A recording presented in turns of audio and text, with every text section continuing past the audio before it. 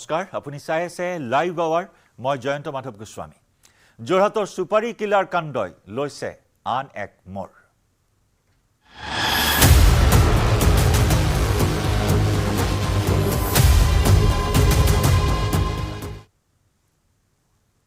ঘনে ঘনে পাক হলনি হৈছে যোৰহাটৰ সুপাৰী কিলাৰ কাণ্ডৰ ঘনে ঘনে নতুন নতুন তথ্য সন্মুখলৈ আহিছে আৰু ঘনে ঘনে আহিছে নতুন নতুন টুইষ্ট প্ৰতি মুহূৰ্ততে খলাইছে মোৰ আৰক্ষীৰ তদন্তৰ পিছতে নিটো পোহৰলৈ আহিছে ন তথ্য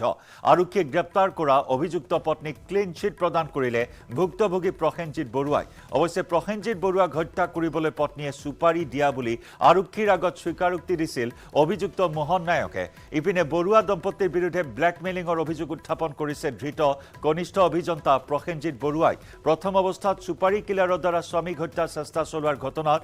যি অভিযোগ উত্থাপন হৈছে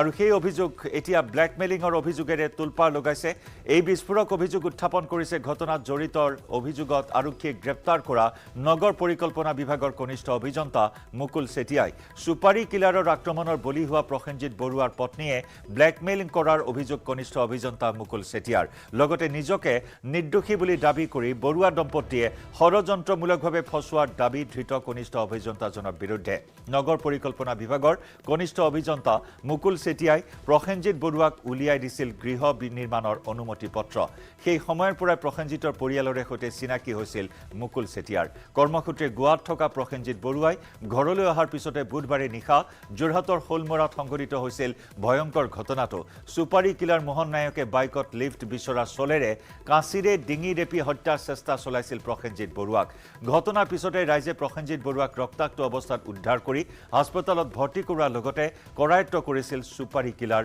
মোহন নায়কক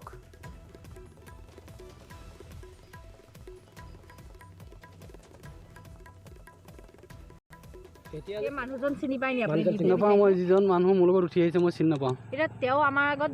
বিস্ফোৰক স্বীকাৰোক্তি দিছে যে আপোনাৰ পত্নীয়ে 15,000 টকাৰ বিনিময়ত আপোনাক হত্যা কৰিবলৈ দিছে নাই মই এইটো বিশ্বাসেই নকৰোঁ মোৰ মাইকী মানুহে যেন 15,000 টকা দিছে দি পেলাই মোক মাৰিবৰ কাৰণে যিটো মোৰ আজিলৈকে ঘৰত কোনো কাজিয়া পচাল নাই একো প্ৰব্লেম হোৱা নাই আৰু তাত মই কেনেকৈ ক'ম মোৰ মাইকী মানুহে মোক মাৰিবলৈ পইচা দিছে বুলি এইটো আপুনি কাক সন্দেহ কৰে এই বস্তু যিজন মানুহক এতিয়া ধৰি নিছে সেই মানুহজনে প্লেন হ'ব লাগে সেই মানুহজনৰ কেনেকৈ প্লেন হ'ব ধৰক পত্নীক মিছাকৈ ফচোৱা হৈছে নেকি মিছাকৈ ফচোৱা হৈছে মিছা অভিযোগ সেইটো এটা এইটো মোৰ মাইকী কাৰ কথা ক'ব এতিয়া মুকুল চেতিয়া মানে মানুহজন যিজন তেখেতে মানে এইটো কৰিছে বুলি মই ভাবি লৈছোঁ মুকুল চেতিয়া আপুনি কেনেকৈ চিনি পালে মুকুল চেতিয়াই মোক ঘৰৰ পাৰ্মিশ্যন উলিয়াই দিছিল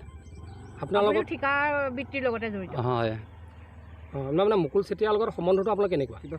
কোনো শত্ৰুতা নাই মোৰ কোনো মানে তেখেতৰ লগত মোৰ একো নাই খালি মোৰ ঘৰৰ পাৰ্মিশ্যন লৈ চিনাকি আৰু তেখেতে মই বাহিৰত থাকোঁ গোৱাত থকাৰ লগে লগে ধৰক সেইটো সুবিধাতে তেখেতে কি কৰিছে মই এইটো গম পোৱা নাছিলোঁ ধৰক মই আহিছোঁ মই এতিয়া কি ক'ম সেই কথাটো ধৰক এতিয়াতো ক'বলৈতো কোনো উপায় নাই মই নিজে মানুহটো বাহিৰত থাকোঁ কৰ্মসূত্ৰে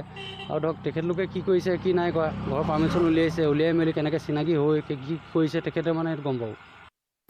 আহিলৈ পাই সম্পৰ্ক মানুহৰ লগত মানুহৰ সম্পৰ্ক থাকে সেইটোলৈ প্ৰব্লেম নহয় কিন্তু সেইটোকে তেওঁৰ হাজবেণ্ড আৰু হেৰি কৰি পেলাই হাজবেণ্ড আৰু দুইজনে মিলি পেলাই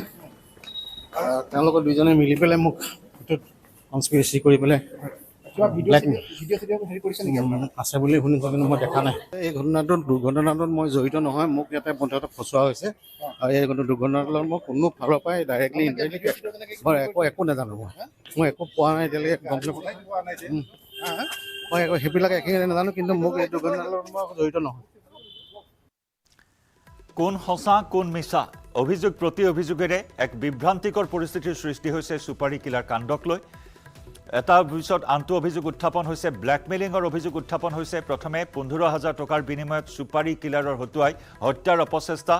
লিফ্ট দিয়াৰ বাবে বাইক ৰখাইছিল মোহন নায়কে আৰু সেই বাইকত উঠি প্ৰসেনজিৎ বৰুৱাক চোকা কাচিৰে হত্যাৰ চেষ্টা চলাইছিল ডিঙি ৰেপি এই চাঞ্চল্যকৰ ঘটনা পোহৰলৈ আহিছিল যেতিয়া আৰক্ষীয়ে জেৰা চলাইছিল মোহন নায়কে আৰক্ষীৰ জেৰাত প্ৰকাশ কৰিছিল যে প্ৰসেনজিতৰ পত্নীয়ে 15,000 টকাৰ বিনিময়ত হত্যাৰ সুপাৰী দিছিল মোহন নায়কক এনেধৰণৰ কেতবোৰ চাঞ্চল্যকৰ অভিযোগ আৰু তাৰ পাছতে এই টুইষ্টত আহি সোমাই পৰিছিল এজন কনিষ্ঠ অভিযন্তা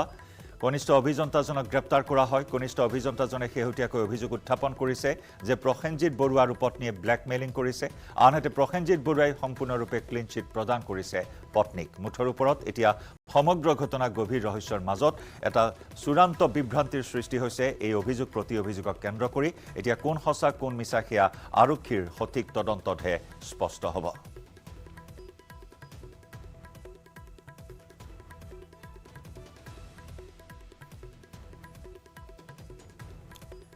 আমি সমগ্ৰ ঘটনাক্ৰম কেনেদৰে হৈছিল পুনৰ জনাইছো প্ৰথম অৱস্থাত সুপাৰী কিলাৰৰ দ্বাৰা স্বামীক হত্যাৰ চেষ্টা চলোৱা ঘটনা অভিযোগ উত্থাপন হৈছিল ব্লেকমেইলিংৰ অভিযোগ উত্থাপন হয় এই বিস্ফোৰক অভিযোগ উত্থাপন কৰিছে ঘটনাত জড়িতৰ অভিযোগত আৰক্ষীয়ে গ্ৰেপ্তাৰ কৰা নগৰ পৰিকল্পনা বিভাগৰ কনিষ্ঠ অভিযন্তা মুকুল চেতিয়াই সুপাৰী কিলাৰৰ আক্ৰমণৰ বলি হোৱা প্ৰসেনজিৎ বৰুৱাৰ পত্নীয়ে ব্লেকমেইলিং কৰাৰ অভিযোগ কনিষ্ঠ অভিযন্তা মুকুল চেতিয়াৰ লগতে নিজকে নিৰ্দোষী বুলি দাবী কৰা বৰুৱা দম্পতীয়ে ষড়যন্ত্ৰমূলকভাৱে ফচোৱাৰ দাবী উত্থাপন কৰে ধৃত কনিষ্ঠ অভিযন্তাজনৰ বিৰুদ্ধে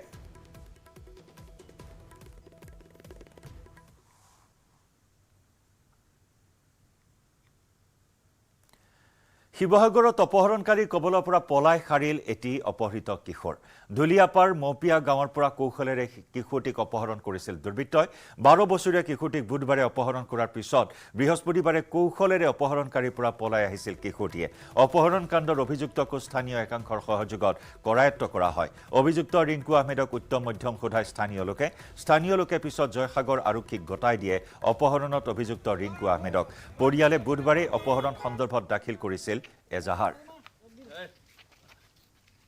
মোৰ ভাইটিটোক তাৰমানে ৰাতি 4:30মান বজাত তাক লৈ অনা হৈছে তাৰমানে হাঁহৰ মাংস খুৱাম কিবা কিবি খুৱাম বুলি কৈ তাক লৈ অনা হৈছে তাৰপৰা এতিয়া যেন ভাইটিজনক খোৱাৰ পৰা ভাইটিজনে কৈছে যেন বোলে ষ্টেনে নি বোলে চোৰৰ হেৰিত বোলে কিবা হেৰি কৰাইছে ব্লেংকেট চুৰ কৰাইছে ক'ত নিছে বোলে ক'ৰবাত জেগাত নিছে নামবোৰ মানে মৰিয়নি পোৱাইছে তাৰপৰা এতিয়া আমি এজনে পালো ফটো দিছো ভাইটি ভাগৰ ফটো দিছো মানুহজনৰ ফটো দিছো বাচ্চাটো পোৱা হৈছে তাৰমানে আমি সিহঁতৰ ঘৰত যোৱা হৈছিল সিহঁতৰ ঘৰলৈ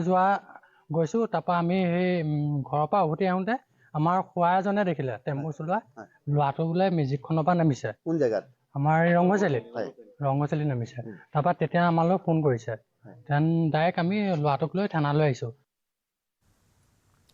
শিৱসাগৰৰ পৰা আমাৰ সাংবাদিক প্ৰদীপ গগৈৰ সৈতে সংযুক্ত হৈছো প্ৰদীপ ইয়াৰ পূৰ্বে আপুনি আমাক জনাইছিল এতিয়া সমগ্ৰ ঘটনা ৰহস্যৰ আৱৰ্তত এতিয়া সন্দেহ কৰা হৈছে যে কোনো শিশু সৰবৰাহকাৰী চক্ৰৰ সৈতে এজন ৰিংকু আহমেদৰ কিবা সম্পৰ্ক আছে নেকি কি উদ্দেশ্যলৈ অপহৰণ কৰিছিল শিশু অপহৰণকাৰী চক্ৰৰ হাতত গতাই দিয়াৰ পৰিকল্পনা আছিল নেকি কিশোৰটিক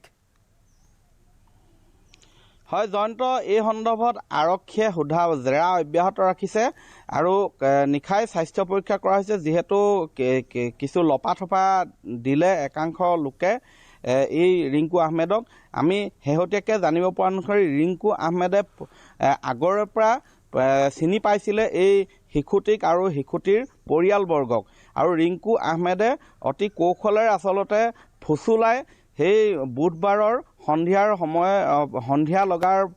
কিছু সময় পূৰ্বে আচলতে শিশুটিক লৈ আনিছিলে যে শিশুটিক কিবা খোৱা বস্তু দিব খাবলৈ দিব তাৰপিছত লৈ আনি গাড়ীত তুলি লৈ গুচি গৈছিলে আৰু শিশুটিক নি মৰিয়নি পোৱাইছিলেগৈ মৰিয়নিৰ ৰেল লাইনৰ কাষৰ এটা এলেকাত পোৱাইছিলেগৈ আৰু তাতে আন কেইগৰাকীমান লোকৰ হাতত আচলতে গতাই দিছিলে আৰু তেওঁলোকে সন্দেহ কৰা হৈছে যে সেই যাৰ হাতত গতাই দিছিলে তেওঁলোক চুৰি কাণ্ডৰ সৈতে হয়তো জড়িত থাকিব পাৰে শিশুটিয়ে পিছত সেই কথাখিনি বৰ্ণনা কৰিছে আচলতে ক'ত গৈছিলে সেইখিনি ইতিমধ্যেই শিশুটিৰ পৰিয়ালবৰ্গও ভাষ্য প্ৰদান কৰিছে আমি সেয়া দেখুৱাইছোঁ কিন্তু এই ঘটনা যদিহে মানে আচলতে এটা তদন্ত কৰা হয় উচিত তদন্ত কৰা হয় হয়তো আৰু বহু তথ্য পোহৰলৈ আহিব পাৰে এই যুৱকজনে আচলতে কিয় ঘৰৰ পৰা সেই শিশুটিক লৈ গৈছিলে কিয়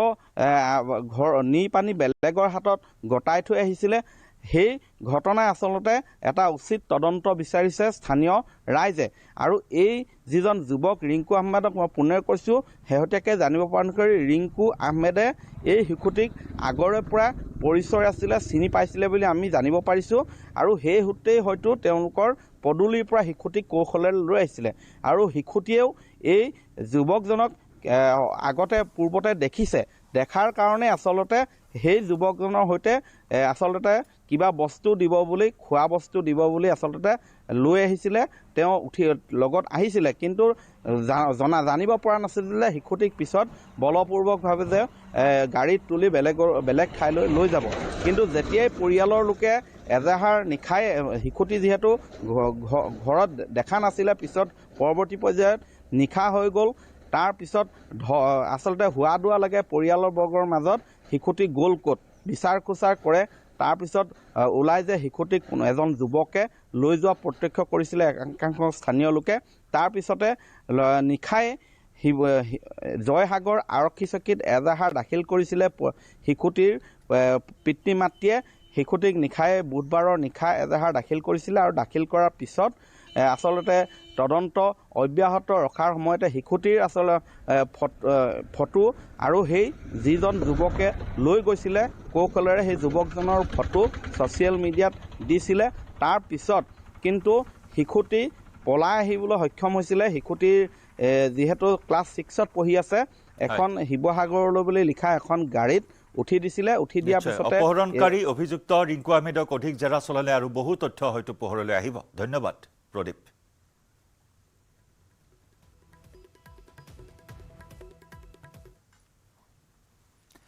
আজি ৰাস পূৰ্ণিমা শৰতৰ পূৰ্ণিমাৰ শুভ্ৰ জোনাকৰ পোহৰত শ্ৰীকৃষ্ণৰ ভক্তি ৰসত গুঞ্জৰিত ৰাজ্যৰ আকাশ বতাহ শৰতৰ পূৰ্ণিমাৰ স্নিগ্ধ জোনাকতে ভগৱন্ত শ্ৰীকৃষ্ণই গোপীসকলৰ লগত ৰাসলীলা কৰিছিল ভগৱান শ্ৰীকৃষ্ণৰ এই লীলাৰ আধাৰত অনুষ্ঠিত ৰাস উৎসৱ আজিৰে পৰা ৰাজ্যৰ সত্ৰ নামঘৰসমূহত আৰম্ভ হ'ব চৌদিশে মুখৰিত হ'ব কৃষ্ণ নাম ৰাজ্যৰ বিভিন্ন সত্ৰ আৰু গাঁওসমূহৰ নামঘৰত অনুষ্ঠিত হ'বলগীয়া ৰাসৰ প্ৰস্তুতি সম্পূৰ্ণ হৈ উঠিছে আজিৰে পৰা মাজুলীতো ৰাসৰ অভিনয় হ'ব মাজুলীত এতিয়া উদুলি মুদলি পৰিৱেশ মাজুলীৰ সত্ৰানুষ্ঠানসমূহত পুৱাৰে পৰাই হৰিনামৰ ধ্বনিৰে মুখৰিত হৈ পৰিছে দ্বিতীয় বৃন্দাবনলৈ ৰূপান্তৰিত হৈছে মাজুলী খোল তাল বাঁহীৰ মাতত সত্ৰ আৰু ৰংগমঞ্চসমূহ এক জীপাল পৰিৱেশে বিৰাজ কৰিছে বিহপুৰীয়া গহপুৰ লখিমপুৰ শোণিতপুৰ নগাঁও গোলাঘাট ডিব্ৰুগড় উজনি অসমতে ধৰি নামনি অসমতো এতিয়া ৰাসক লৈ ব্যাপক উৎসাহ উদ্দীপনা মঙলদৈৰ দিঘিৰপাৰ শ্ৰী হৰি মন্দিৰত ৭০ সংখ্যক শ্ৰীকৃষ্ণৰ ৰাস মহোৎসৱ আৰম্ভ আজিৰে পৰা ১১ দিনীয়া কাৰ্যসূচীৰে পালন কৰা হৈছে ৰাস মহোৎসৱ দৰং জিলাৰ অভিভাৱক মন্ত্ৰী কেশৱ মহন্তই শুভ উদ্বোধন কৰে ৰাস মহোৎসৱৰ শ্ৰীকৃষ্ণৰ ৰাস মহোৎসৱক লৈ উদুলি মুদলি পৰিৱেশ দিঘিৰপাৰ ৰাসস্থলীত এইবাৰৰ ৰাসত ২ শতাধিক মূৰ্তি সাজু কৰাৰ লগতে এই বছৰো দিঘিৰপাৰ ৰাস কমিটিয়ে মহাৰাসৰ আয়োজন কৰিছে য'ত শতাধিক কণ কণ শিল্পীয়ে অংশগ্ৰহণ কৰিছে মঙলদৈৰ পৰা আমাৰ সাংবাদিক নৱজ্যোতি মহন্তৰ প্ৰতিবেদন আগবঢ়াইছোঁ নিশ্চয়কৈ উদুলি মুদুলি দৰঙৰ দিঘিৰপাৰৰ ৰাসস্থলী যিহেতু আজিৰ পৰা আৰম্ভ হ'ল দিঘিৰপাৰৰ ৰাস আৰু ৭০ সংখ্যক ৰাস মহোৎসৱক লৈ যেন এক উদুলি মুদুলি পৰিৱেশ পুনৰ কৈছোঁ যে মহাৰাস পৰিৱেশন কৰা হ'ব ইতিমধ্যে মন্ত্ৰী কেশৱ মহন্ত ইতিমধ্যে এই ৰাসৰ শুভাৰম্ভণি কৰিলে আমি কথা পাতিবলৈ চেষ্টা কৰিম দেখিছোঁ উদুলি মুদুলি এক পৰিৱেশ আৰু আপুনি দেখিবলৈ শুভ অৰ্জন কৰিলে ৰাসৰ আজি এই দিঘিৰপাৰ হৰি মন্দিৰৰ সৌজন্য ৭০ সংখ্যক যি ৰাস মহোৎসৱ এই ৰাস মহোৎসৱৰ উদযাপনৰ শুভাৰম্ভ ইয়াত আহি ভক্তপ্ৰাণ সকলো বৈষ্ণৱসকলৰ যি তেখেতসকলৰ আগ্ৰহ দেখিলোঁ আৰু এই আমাৰ ঐতিহ্যপূৰ্ণ কৃষ্টি সংস্কৃতিক ৭০ বছৰ ধৰি ইয়াত তেখেতসকলে সদায় উদযাপন কৰি আহিছে তেখেতসকলৰে কৃতজ্ঞতা আৰু ধন্যবাদ জনাইছোঁ আৰু ইয়াৰ লগতে তেখেতসকলৰ উত্তৰ কামনা কৰিছোঁ ধন্যবাদ জনাইছোঁ আছিলে মন্ত্ৰীগৰাকী ইতিমধ্যে শুভাৰম্ভণি কৰিলে ৰাস আমি পুনৰ দেখুৱাইছোঁ এক উদুলি মুদুলি পৰিৱেশ যিহেতু মঙলদৈ দিঘিৰপাৰত এক ৰাস আজি প্ৰথম দিনৰ কাৰ্যসূচী কি হ'ব ইয়াতে মহাৰাসো হ'ব আপোনালোকৰ হয় আমাৰ আজি প্ৰথম দিনৰ উদ্বোধনী কাৰ্যসূচী সময়তে মন্ত্ৰী মহোদয়ে ইতিমধ্যে উদ্বোধন কৰিলে আমাৰ ১১ দিনীয়া কাৰ্যসূচী আয়োজন কৰা অহাকালি আমাৰ মহাৰাস আছে দিনৰ ভাগত নৰ্মেল আছে এনেকৈ প্ৰতিদিনে আধ্যাত্মিক কাৰ্যসূচী আছে গতিকে আমাৰ সকলো ভক্তিমান ৰাইজৰ সহায় সহযোগিতা আন্তৰিকতা কামনা কৰিছোঁ ধন্যবাদ জনাইছোঁ আমি পুনৰ দেখুৱাইছোঁ এয়া দৰঙৰ দিঘিৰপাৰৰ দৃশ্য আৰু ইতিমধ্যে কৃষ্ণ নৃত্য কৰিবৰ কাৰণে শিশুসকল সাজু হৈছে নৃত্য কৰিবৰ কাৰণে পৰিৱেশটো দেখুৱাইছোঁ কথা পাতিম প্ৰাক্তন বিধায়ক তথা মীন উন্নয়ন নিগমৰ অধ্যক্ষ লগতে এই ৰাস কমিটিৰ প্ৰাক্তন সভাপতি গুৰুজি দাস ডাঙৰীয়া আছে কথা পাতিবলৈ চেষ্টা কৰিম এক উদুলি মুদুলি পৰিৱেশ আচলতে দেখিছোঁ সকলো আহিছে আৰু ইতিমধ্যে শুভাৰম্ভণি হৈ গ'ল ৰাসৰ মই সকলোকে ৰাসৰ শুভেচ্ছা জ্ঞাপন কৰিছোঁ। প্ৰভু শ্ৰীকৃষ্ণই সকলোৰে জীৱনত সুখ শান্তি সমৃদ্ধি আনন্দ কঢ়িয়াই আনক। দৰং জিলাৰ প্ৰথমখন ৰাস দিগিৰপাৰ এই ৰাস শ্ৰী শ্ৰী হৰি মন্দিৰ এই প্ৰাংগণত হৰি মন্দিৰ কমিটিৰ উদ্যোগত আৰু এখন ৰাস উদযাপন সমিতিৰ সহযোগত প্ৰতি বছৰে আয়োজন কৰি অহা হৈছে। এবাৰ 70 সংখ্যক। ইতিমধ্যে আমাৰ অসম চৰকাৰৰ কেন্দ্ৰীয় মন্ত্ৰী জ্যেষ্ঠ ৰাজনীতিবিদ কেশৱ মহন্ত ডাঙৰে কিছু সময় আগতে শুভ উদ্বোধন কৰিলে আৰু এইবেলি আমাৰ সভাপতি সাংসদ মহোদয় ডাঙৰীয়া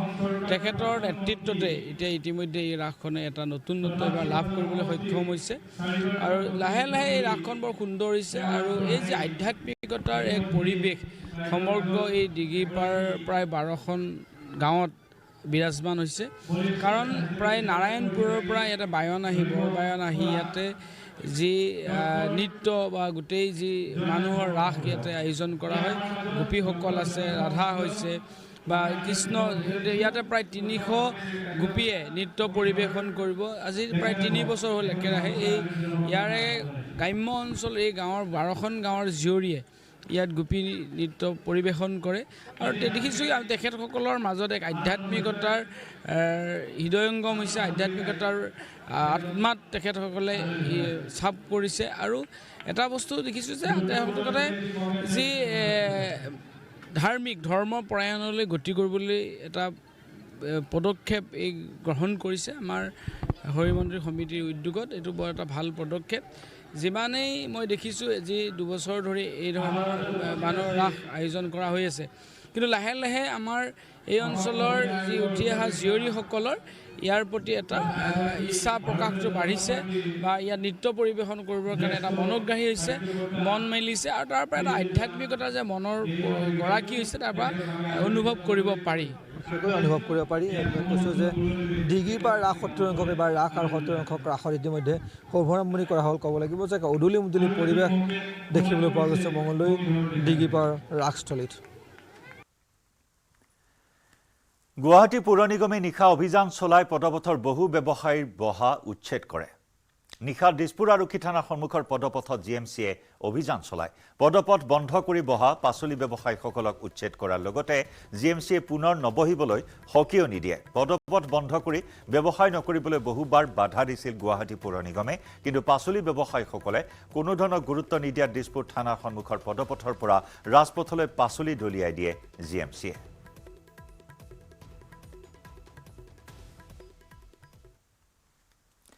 গুৱাহাটী মহানগৰীৰ 28টা অঞ্চলত 3 দিনে পানী যোগান বন্ধ থাকিব। আজিৰে পৰা 17 নৱেম্বৰলৈ লতাশিল, পাণবজাৰ, খাৰঘুলি, উলুবাৰী, ৰূপনগৰ, তৰুণনগৰ, ভাস্কৰ নগৰ, স্বৰাজনগৰ, হেঙেৰাবাৰী, ডক্টৰ জাকিৰ হুছেইন ৰোড, অমিয়ানগৰ, চান্দমাৰী, ৰাজগড়, লাচিত নগৰ, উলুবাৰী,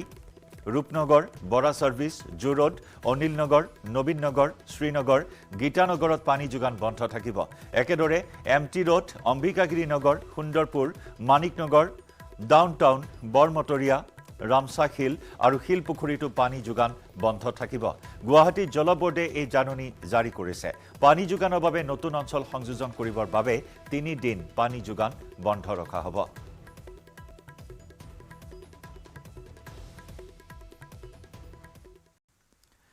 বন্যহস্তীৰ উপদ্ৰৱে নিদ্ৰা হৰিছে দুধনৈৰ গঞা ৰাইজৰ। পকিবলৈ ধৰা ধান খাই হাতীয়ে তহিলং কৰাত মূৰে কপানে হাত দিছে কৃষকসকলে। দুধনৈৰ মাটিয়া, বাকাইতাৰীৰ লগতে কুশধোৱা, বেছিমাৰী অঞ্চলত দিনে নিশাই বনৰীয়া হাতীৰ সন্ত্ৰাস তথা উপদ্ৰৱ চলিছে। কেৱল নিশাৰ অন্ধকাৰতেই নহয়, দিনৰ পোহৰতো হাতীয়ে ধাননি পথাৰত নামি পকা ধান খাই তহিলং কৰিছে। কিন্তু ইমানৰ পিছতো নীৰৱ নিৰ্বিকাৰ বন বিভাগ।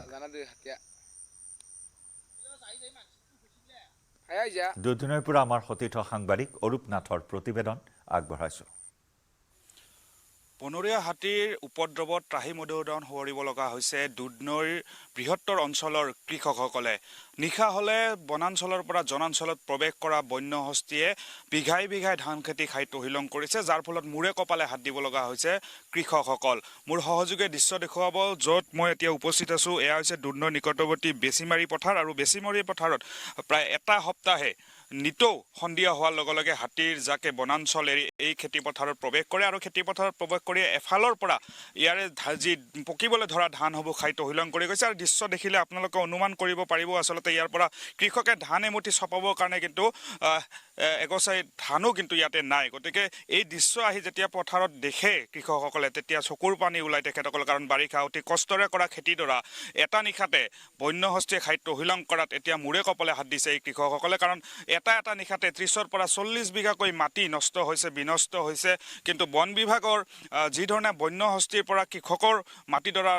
ৰক্ষা কৰিব লাগিছিলে বন বিভাগে যি ধৰণৰ ব্যৱস্থা গ্ৰহণ কৰিব লাগিছিলে তেনেকুৱা ধৰণৰ ব্যৱস্থা কিন্তু কৰা দেখিবলৈ পোৱা হোৱা নাই যাৰ ফলত এনেধৰণে প্ৰতি নিশাই বিঘাই বিঘাই ধান খেতি নষ্ট হৈ গৈছে প্ৰতিটো নিশাই যি কৃষকৰ যি সপোন এই সপোনবোৰ এনেধৰণে ধ্বংস হ'বলৈ ধৰিছে কাৰণ বাৰিষা কৰা যি খেতি এই খেতি আচলতে খৰালি মাহ আঘোণ মাহত তেখেতসকলে ভঁৰালত চপোৱাৰ যি সপোন ৰচিছিলে সেই সপোন যেন সপোন হৈয়ে ৰ'ব কাৰণ বন্যহস্তীয়ে বনৰীয়া হাতীয়ে কাৰণ জাকে জাকে বনৰীয়া হাতী গোৱালপাৰা জিলাখনৰ বিভিন্ন প্ৰান্তত এতিয়ালৈকে বিচৰণ কৰিছে জিলাখনৰ বিভিন্ন প্ৰান্তত যদি আমি কথা কওঁ বিভিন্ন প্ৰান্তত এনেধৰণে জাকে জাকে বনৰীয়া হাতীয়ে গ্ৰহণ কৰিছে আৰু নিশা হোৱাৰ লগে লগে এই হাতীসমূহে এনেধৰণে জনাঞ্চলত প্ৰৱেশ কৰে বা মানুহৰ ঘৰ দুৱাৰ ভাঙাৰ সমান্তৰালভাৱে খেতিও নষ্ট কৰি তহিলং কৰিছে এগৰাকী কৃষক হিচাপে কি ক'ব অতি কষ্টৰে কৰা খেতিডৰা এনেধৰণে বন্যহস্তীয়ে খাই তহিলং কৰিছে অতি দুখৰ বিষয় যোৱা নিশা প্ৰায় 8মান বজাতে মানে প্ৰায় 30-40টামান হ'ব মানে অনুমানিক আৰু বৃহৎ এটা হাতীৰ জাক পোৱালিও আছে 3-4টামান পোৱালিও আছে এই অঞ্চলৰ খেতিপথাৰত আহি তাণ্ডৱ চলাই থাকে চাৰিওফালে মানুহ লোকাৰণ্য হ'ল খেতিপথাৰ চবৰে মানে ইমান কষ্টৰে আৰু দুদিন পিছত বা এসপ্তাহ পিছত হয়তো এই ধানখিনি কাটিব পাৰিলেহেঁতেন এই ইমান কষ্টৰে কৰে এই খেতিডৰা যেনে সুৰক্ষা দিবৰ কাৰণে সকলোৱে ওলাই আহিলে কিন্তু অতি পৰিতাপৰ বিষয় বন বিভাগৰ যিখিনি তৎপৰতা হ'ব লাগিছিলে মই জানিব পৰা মতে এই অঞ্চলৰ বহু লোকে বন বিভাগৰ লগত যোগাযোগ কৰিছিল কিন্তু তেওঁলোকে সেই নিশা এই অঞ্চললৈ অহা আমি দেখিবলৈ নাপালোঁ এই যে প্ৰায় এসপ্তাহমান আমি যি জানিব পাৰিছোঁ প্ৰায় 6 পৰা 7 দিন ধৰি প্ৰতিটো নিশাই বন্যহস্তীয়ে পথাৰত আহে এদিনো কি বন বিভাগৰ লগত এদিনো অহা নাই আমি দেখা পৰিলক্ষিত হোৱা নাই আৰু আমাৰ এই খেতি পথাৰখনত যোৱা নিশা আহিছে ইয়াৰ আগতে কোচধোৱা অঞ্চলত আছিলে যোৱা নিশা সেই অঞ্চলৰ মানুহখিনিয়ে এইফালে খেতি পথাৰ ফলত আমাৰ এই অঞ্চললৈ আহিল অৱশ্যে পুৱতি নিশা আকৌ সেই অঞ্চললৈ সেই হাতীৰ জাকটো আকৌ ঘূৰি যায় তো এই আমি ইয়াৰ জৰিয়তে আমি অনুৰোধ জনাম অসম চৰকাৰক যাতে খেতিয়কৰ এই কষ্টৰে উপাৰ্জিত এই খেতিডৰা যাতে সুৰক্ষিত কৰিব পাৰে তাৰ কাৰণে হাতীজাকক নিৰ্দিষ্ট স্থানত যাতে খেতি পথাৰ ব্যৱস্থা কৰে তাৰ কাৰণে আমি আহ্বান জনালোঁ আপোনাৰ পৰা এটা কথা জানিব বিচাৰিম কাৰণ বিঘাই বিঘাই খেতি পথাৰ নষ্ট হৈছে ভাল মাটি ভাল ধান উৎপাদন হয় ইয়াৰ পৰা কিন্তু আমি যি জানিব পাৰিছোঁ শেহতীয়াভাৱে বন বিভাগে যি ব্যৱস্থা গ্ৰহণ কৰিছে এঘৰ লোকৰ সেয়া 1 বিঘা মাটিও যদি হাতীয়ে নষ্ট কৰে 7,000 টকা পাব আৰু যদি 10 বিঘা মাটিও নষ্ট কৰে তেতিয়াহ'লে 7,000 টকাই পাব এনেকুৱা ধৰণৰ কথা কৈছে সেই যি ক্ষতিপূৰণ দিছে ইয়াক লৈ সন্তুষ্ট নে আপোনালোকে ইয়াক লৈ মই সন্তুষ্ট প্ৰকাশ কৰিব নোৱাৰি কাৰণ 1 বিঘা যদি 7,000 10 বিঘাত কেনেকুৱা 7,000 হ'ব তাৰোপৰি আধিয়াৰুৱা খেতিয়কে বেছি আছে আমাৰ ইয়াত আৰু আধিয়াৰুৱা খেতিয়ক 10 বিঘা খেতি কৰিছে তাৰ যদি 5 বিঘা একেবাৰে নষ্ট কৰি দি দিছে মহাজনক কি দিব আৰু নিজে কি খাব গতিকে অসম চৰকাৰলৈ মোৰ এটাই অনুৰোধ যাতে এই দুখীয়া কৃষকসকলক এইটো বিহিত ব্যৱস্থা ল'ব পাৰে এইখিনি নিশ্চয়কৈ যে বন বিভাগে যি ক্ষতিপূৰণ দিছে এই ক্ষতিপূৰণক লৈ কিন্তু সন্তুষ্ট নহয় কৃষকসকল আৰু যাৰ কাৰণে এতিয়া মূৰে কপালে হাত দিব লগা হৈছে পথাৰলৈ আহি চকু পানী টুকিব লগা হৈছে হুমনীয়া এটালৈ মাত্ৰ ঘৰলৈ উভতিব লগা হৈছে কাৰণ এটা সপ্তাহ পিছতে এই যি সোণালী হৈ পৰা ধান চপোৱাৰ তেখেতসকলে যা চলাইছিলে কিন্তু ধান চপাব নোৱাৰি এতিয়া পথাৰত আহি এই দৃশ্য দেখি এতিয়া সঁচাই হতবাক হৈ পৰিছে এই কৃষকসকল পঞ্চভূতত বিলীন হ'ল চেন্তুদাৰ নশ্বৰ দেহ বৃহস্পতিবাৰে নিশা চেন্তুদাৰ অন্ত্যেষ্টিক্ৰিয়া সম্পন্ন হয় লেখক উপন্যাসিক বৈদুৰ্য বৰুৱাৰ জনপ্ৰিয় উপন্যাসৰ মূল চৰিত্ৰ আছিল চেন্তুদা বৃহস্পতিবাৰে তিনিচুকীয়া অসামৰিক চিকিৎসালয়ত শেষ নিশ্বাস ত্যাগ কৰিছিল চেন্তুদাই চেন্তুদাৰ মৃত্যুত পঢ়ুৱৈৰ লগতে কাষত পোৱাসকল শোকাহত হৈ পৰিছে লগতে শোকত ম্ৰিয়মান হৈছে আত্মীয় স্বজন মৃত্যুৰ সময়ত চেন্তুদাৰ বয়স আছিল 85 বছৰ আগবঢ়াইছো তিনিচুকীয়াৰ পৰা আমাৰ সতীৰ্থ সাংবাদিক উপাসনা বৰুৱা গোস্বামীৰ প্ৰতিবেদন সাহিত্যিক বৈদুৰ্য বৰুৱাৰ যি উপন্যাস বিস্ময়ৰ এক অন্যতম চৰিত্ৰ চেণ্টুদা আজি আমাৰ মাজত নাই আৰু এই খবৰে সকলোকে স্তব্ধ কৰি তুলিছে আৰু এই মুহূৰ্তত তিনিচুকীয়াৰ যিহেতু চেণ্টুদাৰ বাসগৃহত মই উপস্থিত আছোঁ এই মুহূৰ্তত আমি দেখুৱাম মোৰ সতীৰ্থ দেখুৱাইছে ইতিমধ্যে এইখন যি চেণ্টুদাৰ ঘৰত ইতিমধ্যে শোকাকুল পৰিৱেশে ইতিমধ্যে বিৰাজ কৰিছে যিহেতু আজিৰ ৰাতিৰ নিশাৰ ভিতৰতে ইতিমধ্যে তেখেতৰ যিটো অস্ত্ৰদেহ শ্মশানলৈ লৈ যোৱা হ'ব আমি দেখুৱাইছোঁ বাসগৃহৰ পৰিৱেশ পোনে পোনে যিহেতু সাহিত্যিকগৰাকী আছে তেওঁৰ কথা ক'বলৈ যাম দাদা যিহেতু আমি শেষবাৰৰ বাবে শ্ৰদ্ধাঞ্জলি দিবলৈ আহি ইয়াত উপস্থিত হৈছে যোৱা দেওবাৰে গম পাইছিলোঁ চেণ্টৰ গাটো খুব বেয়া মই তেতিয়া মানে ইয়াত আহিলোঁ আহিলোঁ অতিয়ে বেয়া মানে তেখেতৰ গাটো তেখেতে বৰেকক ক'লে একাপ চাহ খোৱা বদলি যোৱা আহিছে বোলে চাহকাপ খাওঁতেও মানে এটা বেলেগ ৰুমত চাহ দিছিলে তেওঁ যাব পৰা নাই মানে খাই মানে অতি কষ্টত আছে মোৰ গাত ধৰিয়ে মানে মই তেওঁক লৈ গৈছিলোঁ একেলগে বহি দুজন তেওঁ চাহ একো খাব পৰা নাই তেতিয়াই গম পাইছোঁ মানে তেওঁ হয়তো খুব চমু জীৱনটো মই তেতিয়াই মানে অনুভৱ কৰিছোঁ আৰু আজিতো হৈ গ'ল আজি কিবা আজি বৃহস্পতিবাৰ আজিও আকৌ মানে পুতেকে কান্দি কান্দি ক'লে বোলে আপুনি আহক দেউতা বোলে খুব মানে হেৰিত আছে বোলে মানে অতি অৱস্থা বেয়া তেতিয়া মই আহোঁ মানে এম্বুলেঞ্চ আহি গ'ল যেতিয়া মানে ওচৰৰ যি মানে আপোনাৰ চিভিল হস্পিটেলত আনিছে তাত গৈ নাপালেগৈ মানে অলৰেডি গ'লোগৈ তেখেত গতিকে কি ক'ম আৰু এতিয়া হয় হয় যিহেতু তেখেতে শাৰীৰিকভাৱে অসুস্থ হৈ আছিলে আৰু 85 বছৰ বয়সত তেখেতে ইতিমধ্যে যিহেতু শেষ নিশ্বাস ত্যাগ কৰিছে আৰু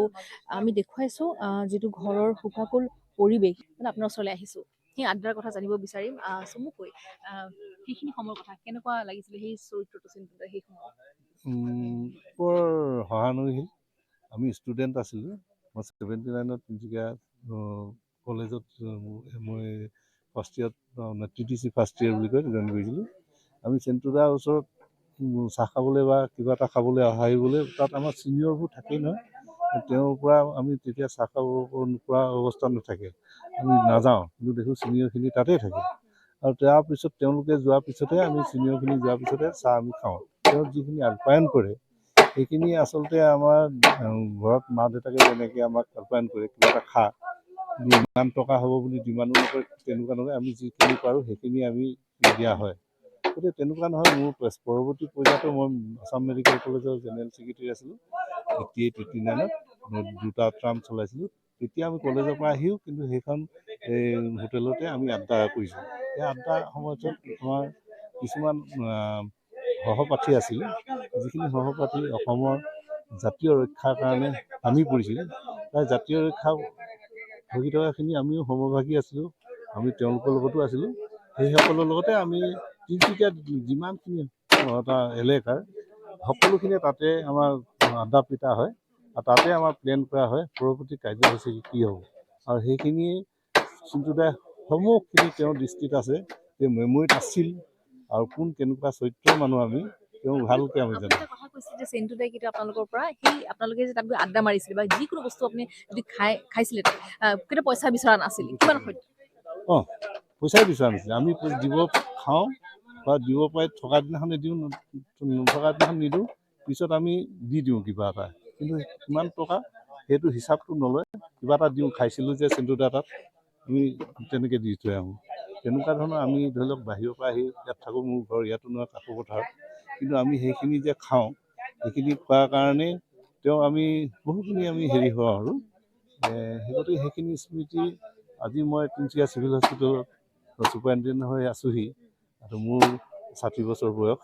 গতিকে আজিলৈকে তেওঁৰ লগত সম্পৰ্কটো আছে ফেমিলিৰ লগতো সম্পৰ্কটো আছে আৰু তেনেকৈ আছিলে তেনেকেই আছোঁ কিন্তু মই দাঁত এযোৰ লগাই দিম বুলি ভাবিছিলোঁ সেইখিনি মোৰ সম্ভৱ নহ'ল সেইটো কাৰণে মোৰ মনত বৰ দুখ থাকি গ'ল Coming up, presented by Italian olive oil আৰু ভেষজৰ গুণেৰে সমৃদ্ধ জেক olive oil body oil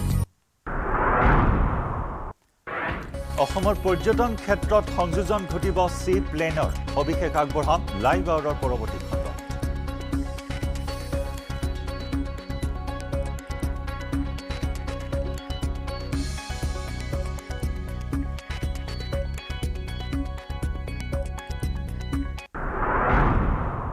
Presented by Italian olive oil আৰু ভেষজৰ গুণেৰে সমৃদ্ধ জেক অলিভ অইল বডি অইল লৈছো এটা চমু বাণিজ্যিক বিৰতি